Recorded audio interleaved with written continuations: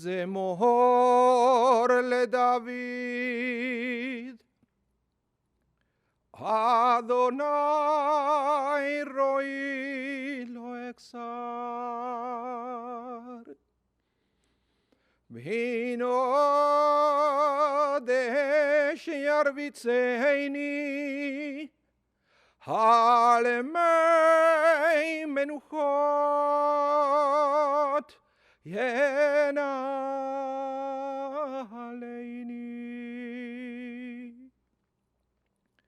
נפשי ישובב ינחני במגלי צדק למען שמו, גם כי אלך וגצל מוות לא ידע רע כי אתה עמדי. שבטך ומשענתך המה ינחמוני. תערוך לפני שולחן נגד צורריי, תישנת בשמן ראשי כוסי רוויה. אך טוב וחסד ירדפוני כל ימי חיי, ושבתי בבית אדוני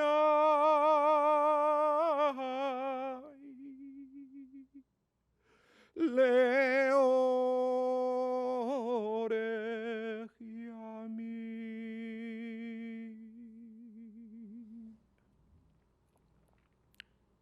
The words of the 23rd Psalm, a Psalm of David. The Lord is my shepherd, I shall not want, giving me repose in green meadows, leading me beside the still waters to revive my spirit, guiding me on the right path, for that is God's essence. Though I walk through a valley of the shadow of death, I fear no harm, for you are with me. Your staff and your rod comfort me. You prepare a banquet for me in the presence of my foes. You anoint my head with oil, my cup overflows. Surely goodness and kindness shall be my portion all the days of my life, and I shall dwell in the house of the Lord forever. So we are all gathered here this morning, sadly, to say goodbye to Anne Floom of blessed memory, who was known to the Jewish people by her Hebrew name, Sarah Enye, but Chaim ve'Etel, Zichrona Livracha. She was the daughter of Chaim and Ethel Kushner of blessed memory, and was married to Bobby Floom of blessed memory for over 40 years until his passing. Together they had 3 children: Tybee Floom, Jerry Floom, married to Rieta Floom, and Linda, married to Ray Rutman.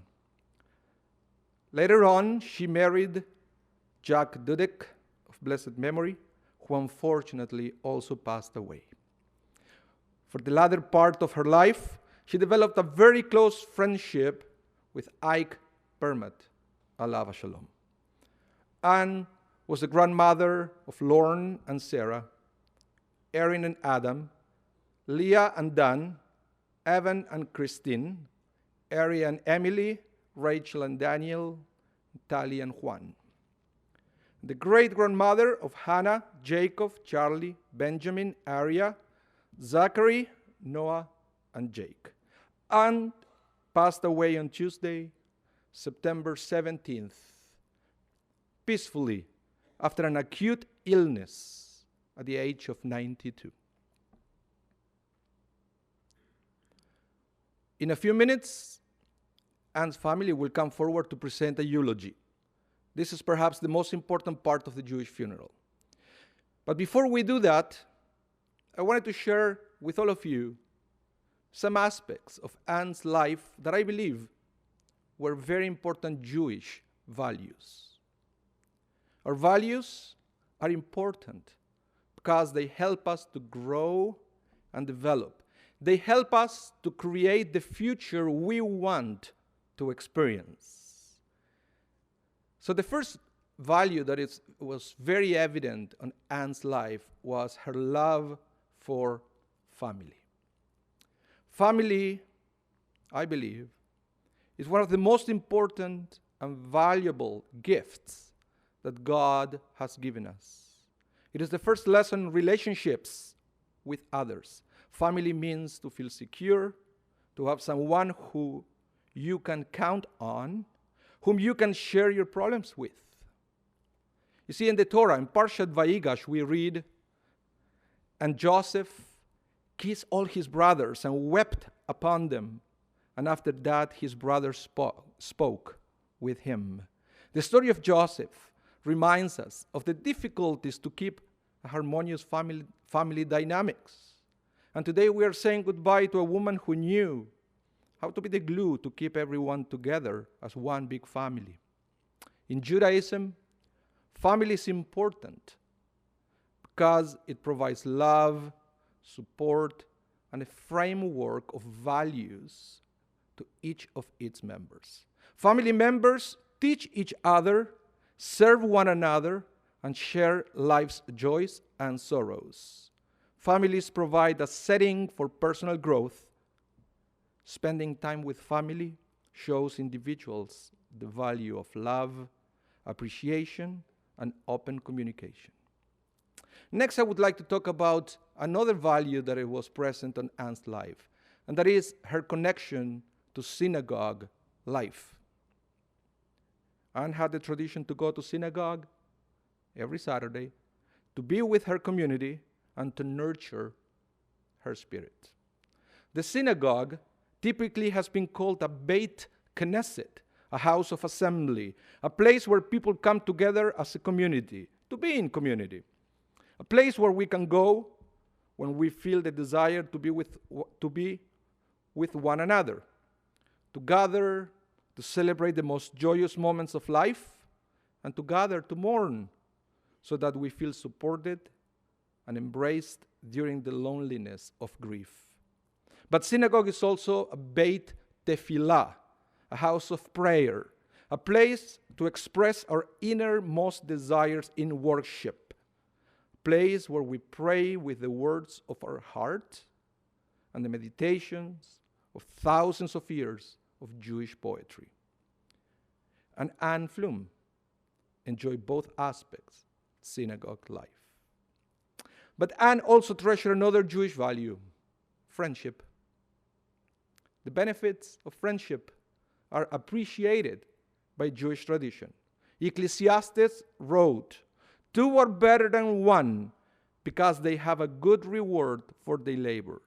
For if they fall, the one will lift up his fellow. But woe to him that is alone when he falls, for he has not another to help him up." Friendship is clearly more than a social connection in the Jewish context. Friends offer each other help, loyalty, protection, support, unselfish love, and moral guidance. Judaism defines friendship after family as one of the primary relationships in life, a tie at times exceeding that which bonds blood relatives. And there is something else I wanted to mention. It was very interesting to hear from Anne's family how Anne was a person who always knew how to present herself in the best possible way. Perfect makeup and a good attitude. And believe it or not, this is also a Jewish value. Let me explain why. Rabbi Israel Salanter, the father of the Musar movement, used to say that one's face has the status of Reshut Harabim, public domain. If one walks around with a sour look on his face becomes a bore, Reshut Harabim, a pit in a public area, and he or she is responsible for any damage caused to someone who falls or hurts themselves on account of this pit. In other words, the way we present ourselves has the power to affect others for good or for worse. And also, Anne was very generous with her time. The greatest gift you can give is not necessarily your money. It's not what you can buy someone. The greatest gift is your time, your attention, your love, and your concern. When you take time to go see someone, they feel your love. They enjoy your company. That means more than any material gift that you could ever give. And the people that are close to you, that really love and respect you, they would rather have you than your money. So without further ado, I would like to invite now Jerry Floom to eulogize his mother on behalf of Anne's children. Jerry, please.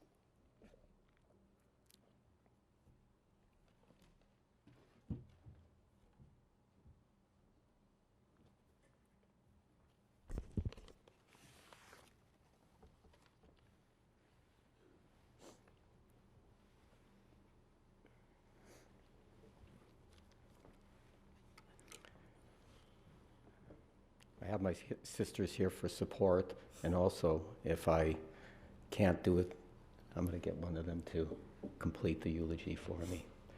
I hope that I will not take too long, but it is difficult to write on paper the life of my mother.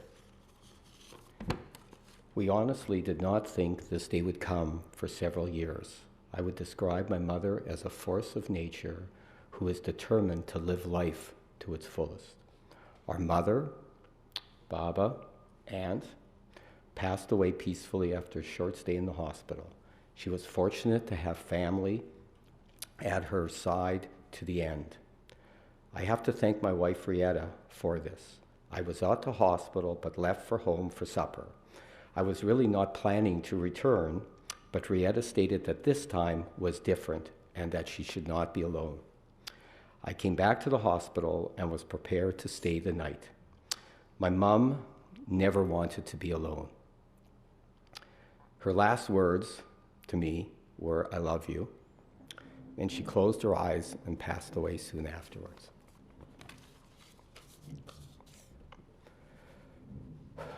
My sisters, Tybee and Linda, were constantly coming to Winnipeg to see Mom. It was very hard for them to be away. They were in constant phone communication with Mom. They tried to get to Winnipeg before she passed away. I believe it's harder to live away than actually live in the city. I was the primary caregiver for my mom, but this was easy because she asked very little of me, and I received support from my sisters, my children, and my wife. Our mother was an only child who was born and raised in Winnipeg. She lived most of her life in the north end of the city, firstly on Charles Street and then Semple Street, before moving to Tuxedo. She was a working mother who worked for most of the time at the Hudson Bay Company head office. Despite working, Mom always made suppers and had family over for Shabbat dinners every Friday. Mom was always a very social person who valued family and friends. Right up to her 90s, Mom had a very busy social calendar. She attended the Rady Center, Gwen Sector, had season tickets to MTC, volunteered at Brock Cordon School at my daughter's class once a week, and attended synagogue every Saturday. Mom was a person who knew what she wanted, and that was to be independent as possible and make every moment count. She did not want to be a burden on her children, yet was most happy when they were present. Mom had boundless energy and never seemed to tire. An example of this was Mom was in Hawaii with Ike, and she fell and broke her elbow, which, as you can imagine, is pretty painful when you break your elbow. Instead of coming right back to Winnipeg, she stayed in Hawaii for another week. When she arrived back in Winnipeg, she was seen by a surgeon and had surgery soon after. The MD could not believe that she waited to come to Winnipeg to have the surgery. Mom was having too good of a time in Hawaii. And also, it was cold here. My mom hated the winters. Mom loved to entertain. As each of us moved out from our 3-bedroom house on Semple, the house became 1 bedroom and the rest for entertaining. Every family party was at our home and everyone was welcome. I cannot tell you how many Hanukkah parties we had in our home. Mom was truly a Jewish mother. Mom was married to our father for over 50 years of blessed memory, 40 years of blessed memory. Sadly, he passed away over 29 years ago. She then married Jack Dudek after being on her own for several years and moved to her present condo in Tuxedo.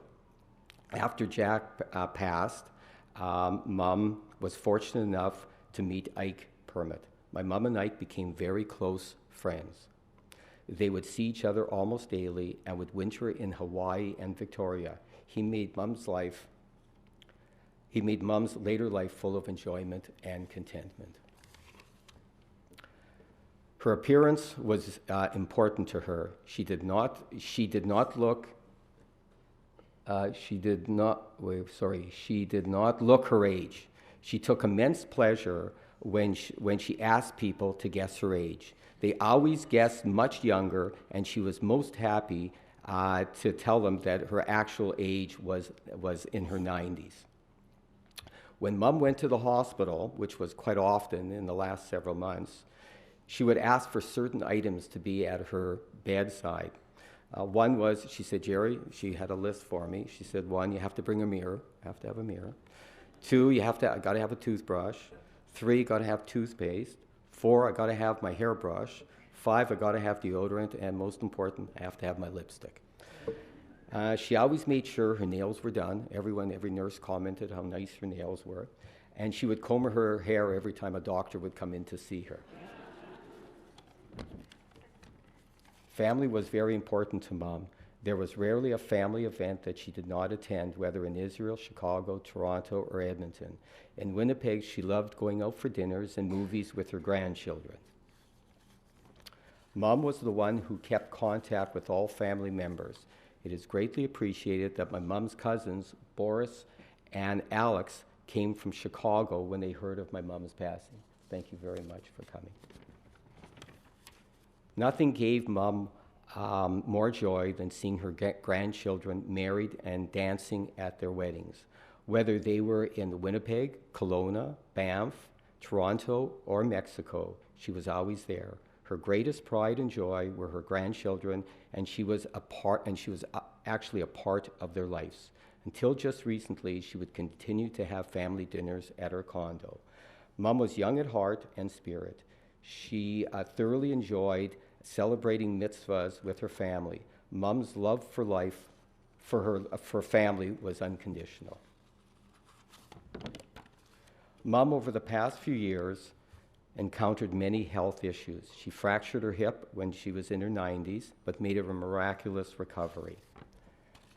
The one medical condition she ultimately could not beat was a heart condition. Life over the past several months was a struggle, with her main social activities going to medical appointments or to the hospital. Despite this, Mom rarely complained. Mom cared for people, whether they were friends or family. She was a caregiver for my father, who in his later life, who was sick for many years. She would visit her father at the Sharon home daily. I don't think she ever missed a day. When Jack was in the hospital, she would visit him daily and spend most of the day there. When Ike was in the hospital, despite her advanced age, she would try to see him almost every day. When I had heart surgery, she visited me daily. And in actual fact, when I wanted French fries the day I came home, my mom was kind enough to be there to deliver the French fries. And I think Jack Solomon, I think I mentioned that to you, matter of fact. My mom did these things out of obligation because she wanted to. She never, ever complained. Mom, you are missed by us, Your memory will never be forgotten. Thank you.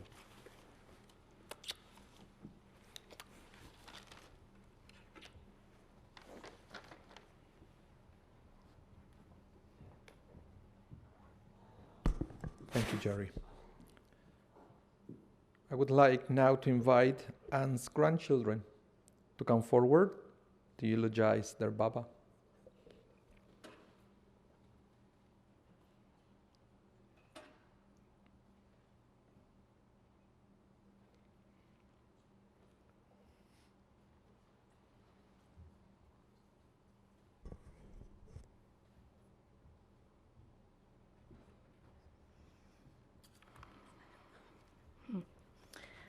Good morning. Thank you all for being here to honor the incredible life of my Baba Annie, a true lady through and through, the matriarch of our family, classy, resilient beyond belief, also stubborn beyond belief, opinionated, loving, thoughtful, maternal, strong, a social butterfly, and effortlessly beautiful right up until the very end. She would be grateful and humbled to see all of your faces here today. At 92 years old, death becomes an unavoidable reality, a possibility that you don't want to think about, but yet can't help but think about as you see someone aging. I always knew that this time would come, but nothing prepares you for the loss of not only a grandparent, but also a best friend. I am fortunate that some of my best memories made with my Baba come from the last 10 years of her life. Mine and my brother Ari and sister Tally's childhood, as well as my cousins Evan, Leah, Aaron, and Lauren, consisted of games of Boggle with all of the grandchildren so competitive we had to pull out the English dictionary, Friday night Shabbat dinners featuring her famous chicken noodle soup that we all discreetly added salt to, frequent visits to her chocolate drawer, which remains stocked to this day, weekend visits to the old North End Sharon home to visit her dad Pa, and silly fashion shows where we pulled all the fancy scarves and high heels out of her clothes and paraded around her condo.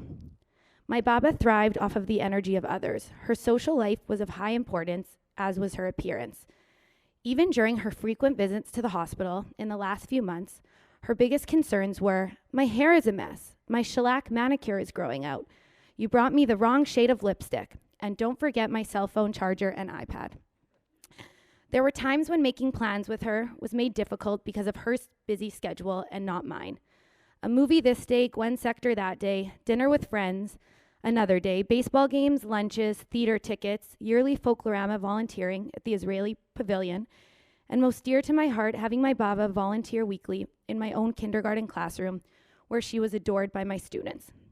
She may not have admitted it, but her social life was always thriving. As years went on and sadly some of my Baba's friends passed away, it was important to both my sister Tally and I that Baba's social life did not suffer because of it. My Baba did not like being alone, and she made this clear. Fortunately, it was not difficult to include Baba in our plans, as our friends all loved her. They considered her one of the gals. Her youthfulness and positive energy shone through most when around us all, and I know that they will miss her bright light as well.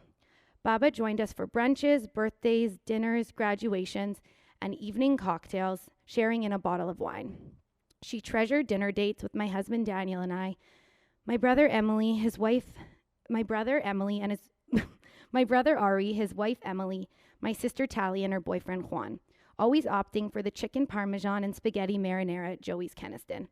She never did understand how they didn't provide a spoon and piece of bread to soak up her pasta sauce and always made us request them from the server. Despite calling herself an old lady, which we secretly knew was just a way she would fish for compliments, she was always the life of the party. Around the time of my Baba's 90th birthday, I remember sitting down and asking her what it felt like to have lived 90 years of life. Did she feel 90 years old? Did the last 90 years of her life go by quickly, slowly? It might seem like a silly thing to ask, but I felt like I had this amazing woman sitting before me, and I wanted to take advantage of her life experiences and knowledge while I could.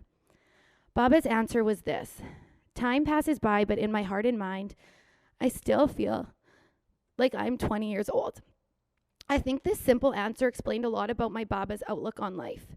Age was just a number to her. It would not dictate her life. She was determined to live the way she desired, and was able to do so right up until the very end, scary as that was for the roads and drivers of Winnipeg, Manitoba. As my brother and sister-in-law Emily put it, she lived like a boss. Baba, I leave you with this. I love you, I will miss you dearly, but I will cherish each and every memory we made together. We shared a special relationship, one that others have kindly expressed they could feel when they were around us. I will look back on photographs we have together with a smile each and every time.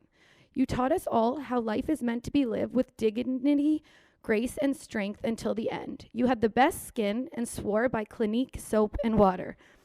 You were my top 5, possibly even my top 3, one I would eagerly call to share news of success and sorrow right as I received it. I was thinking about how difficult it would be coming to terms with removing you from that list, but I don't think I have to. I know that you will always be there for me when I need you, and that you will still want to be part of my life's ups and downs. Rest easy knowing that your grandchildren and great-grandchildren will pass the memories of you on for years to come and look to you as a role model of what life can and should be. Love always, Rach.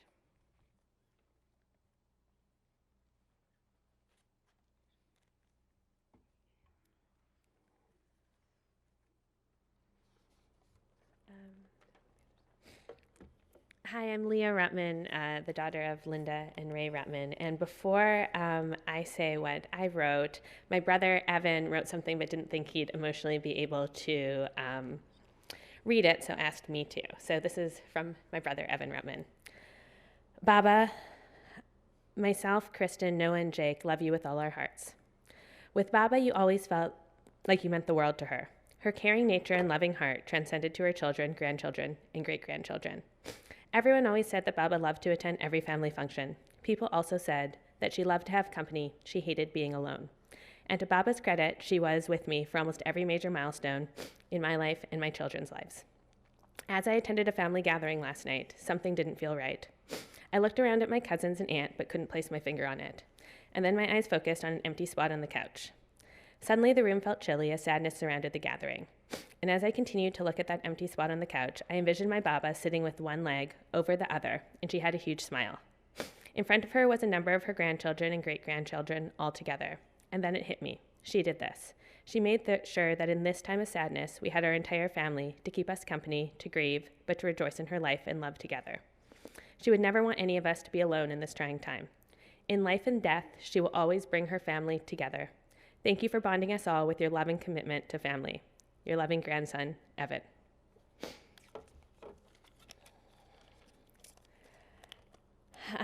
So hard to top that, but it would have been easy to not have a close relationship with my Baba, as we never lived in the same city. But that's just not who she was. She was a true matriarch with an incredible zest for life, and in her world, it wasn't up for debate or really up to us. We were all just going to be close with her. I have been visiting Winnipeg for 36 years, and for all of those visits, I took it for granted that the entire family would gather at Baba's house at any time we wanted, that we would treat her house like our own, and that she would have delicious food ready for us to eat. That might sound like we took advantage of Baba, but it was 100% what she wanted. When we were kids, she wanted us causing mayhem in her bedroom by dressing up in all her scarves and jewelry. She wanted us stealing chocolate from her infamous chocolate drawer, and she wanted us to play hours of games with her. Cards, and as you heard, Boggle. As we got older, I realized it really didn't matter what we did with Baba. She just wanted to be around family. And that didn't just stop in Winnipeg. I've lived in Saskatoon, Edmonton, Montreal, New York, and Seattle, and Baba has visited me in every single place I've lived. We have seen Broadway together in New York, cried in Israel while listening to Hatikva sung at a shul, gone wine tasting in Seattle, which she loved, and celebrated Jewish holidays together every single year of my life. Even though she was so frail this past April, she still made it to Edmonton for Pesach. Baba has been at every graduation, wedding, and bar and bat mitzvah. And this devotion to family didn't end later in life. I actually was in Winnipeg this past weekend, and Baba called to ask me to come over because she was in pain and thought she needed to go to the hospital. As many of you know, she had a rough summer, and so I was quite concerned. I immediately left my 1-year-old and 3-year-old with my husband and went over. I didn't want them to bother her. However, when I got there, my Baba's first question was, "Where are the kids?" So I brought them over, and Baba played with them right up to the moment the ambulance arrived. She even started a card game with Arya, my 3-year-old, because that was who Baba was, incredibly devoted to her family and unwilling to let anything stop her from truly living life. My Baba was an incredible woman, and I hope in her memory I can emulate so much of who she was. I hope I can have lifelong friendships like she did. I hope I can devote many hours to volunteering like she did. I hope I can do tequila shots at my granddaughter's wedding in Mexico like she did. I hope I can stubbornly walk a mile to a beach in Israel in sweltering heat with a metal rod in my arm that was burning up, just to prove I can. And I hope in my last days I can also be most concerned about seeing my great-grandkids and having the right shade of lipstick at the hospital. I hope I can create deep and meaningful relationships with and between all of my family. And I hope I can live with her indomitable spirit and truly live life. I love you, Baba.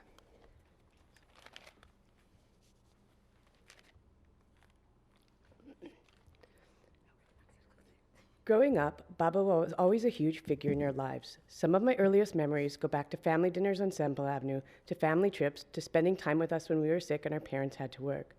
I especially remember when she took Lauren and I to swimming lessons over the summer break, and we would always go to our favorite lunch spot, Arby's. She partied in Mexico, London, Ontario, Ottawa, Kelowna, Banff, and here in Winnipeg for all of her grandchildren's weddings. No matter what, she was always there. To Baba, her grandchildren and then her great-grandchildren were everything. One of my family's favorite traditions were our trips to Winnipeg. In addition to all the great things there are to see here, my children look forward to seeing family, with Baba being one of their favorite people to spend time with. Every year, she would come with us wherever I took the kids, parks, swimming pools, indoor playgrounds, BDI, or just sitting around eating from her famous chocolate drawer. No matter what time we would show up, she would always be waiting there with her hair done and her lipstick perfect. All she wanted to do was be with the great-grandkids.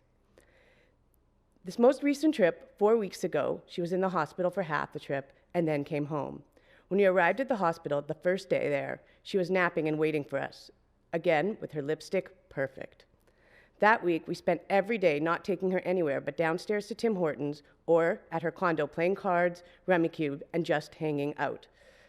One day, we dressed Charlie up with Baba's scarves for a laugh, as we used to do with Ari, Rach, and Tali when they were little. The kids showed her Snapchat, and we celebrated Ben's 7th birthday with a genie's cake and the family all together, just the way she liked it. Baba even created a Harry Potter game with Charlie and Ben. When Baba would shout, "Harry Potter," and point her arm like that, the kids would fall over on the floor like she was casting a spell and giggle. It was a video we will cherish and remember as our amazing last trip with her. Both at the end of the trip and when we told the kids about Baba's passing, both of them repeated the same sentence. This last trip was the best and most fun trip we've ever had with Baba. That sums it up about who she was, always the life of the party and living for the time with her family. We love you, Baba.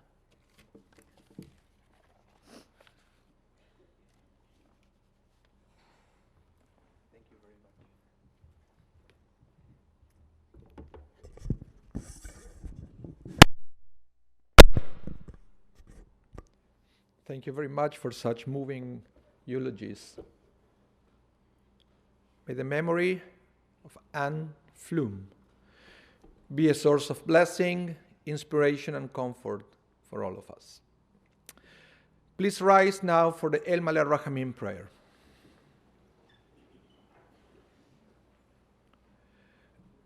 El Maleh Rahamim Shochem Bameroimim Hametze Menucha Nechona Tachat Kanfei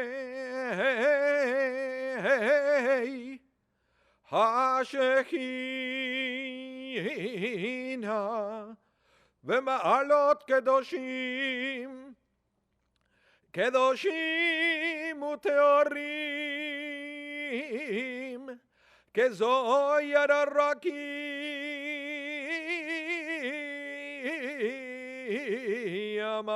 Amazirim Edni Shema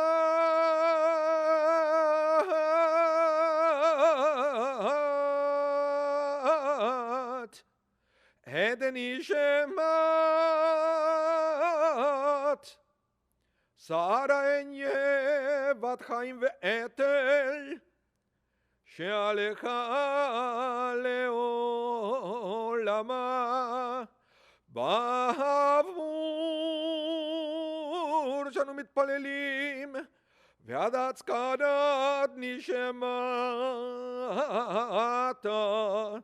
בגן עדן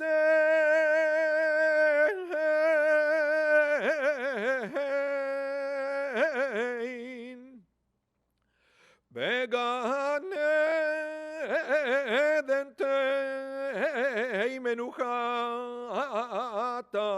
לכם ולרחמים יעשתי ראיה וסדר כנף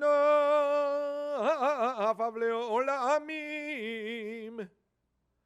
וצרור בצרור החיים החיים את נשמתה אדוני ונחלתה ותנוח ושלום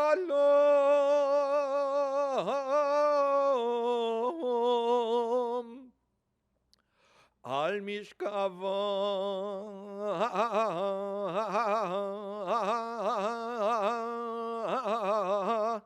ונאמר Amen.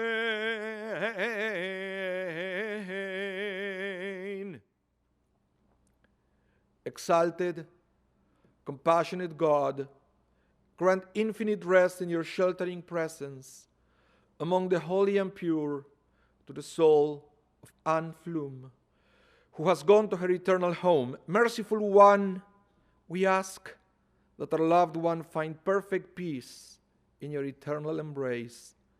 May her soul be bound up in the bond of life. May she rest in peace. Let us all say, Amen. You may be seated.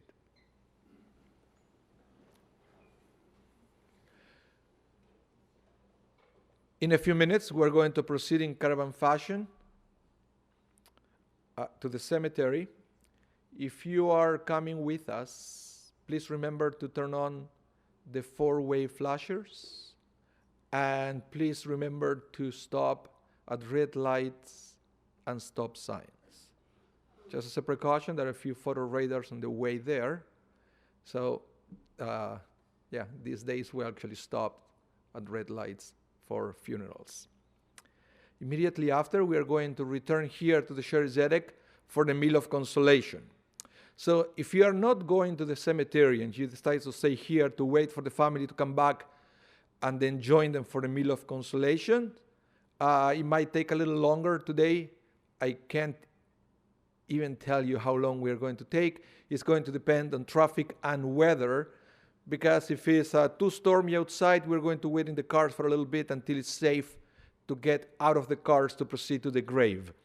So, if you're waiting here, just be aware that it might take a little longer than regular. First, the cemetery is a little further, and weather is not the greatest. And also remember, if you're staying here, please wait until the family comes back to proceed to the meal of consolation. As for Shiva arrangements, it's going to be 2 days that you will be able to visit family, and that is going to be tomorrow, Saturday from 7 to 9 p.m., and Sundays from 2 to 4 p.m. and 7 to 9 p.m. with the religious service, the davening, been happening at 7:30 p.m. The Shiva is going to be at 65 Swindon Way, and it's going to be at the clubhouse. Again, tomorrow 7 to 9 p.m., Sunday 2 to 4 and 7 to 9, with the services being chanted at 7:30 p.m. And if you want to make a donation on Anne Floom's memory, you could do so to the Jewish Foundation of Manitoba. You have to ask for Anne's fund. We are ready to move on now to the next stage, which is to proceed to the cemetery. In order to do that in an organized fashion, I would like to ask the pallbearers to exit now and to assume their place alongside Anne's coffin.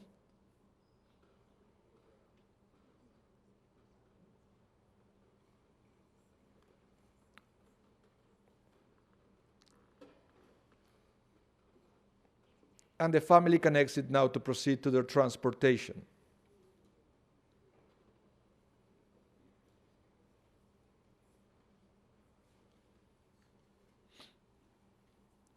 For the rest of us, please stay in your seats for a little longer. Our funeral director is going to give us the go whenever it's our turn to leave the sanctuary.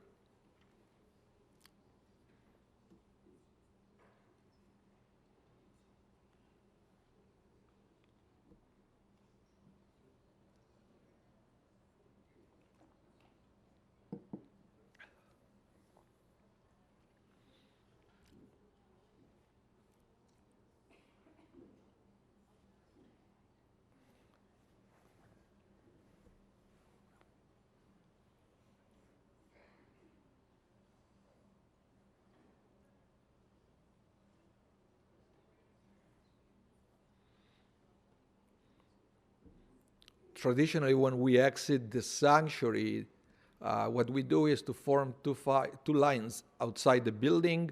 If that is too complicated because it's raining too much, please feel free to go directly into your cars.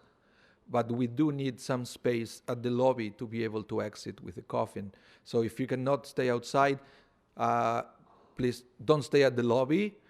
You can go either downstairs or directly to your cars to proceed to the cemetery. But ideally, the best scenario is to form two lines outside so we can find a way between two lines of people to find the hearse.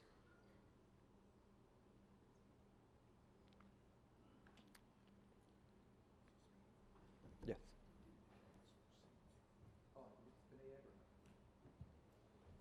B'nai Abraham Cemetery, sorry.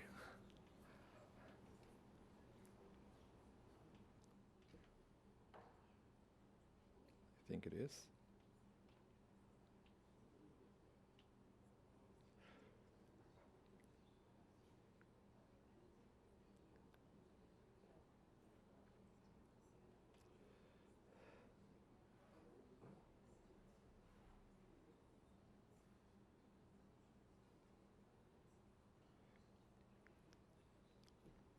Yeah, remember, if you go to the cemetery, it's the B'nai Abraham Cemetery.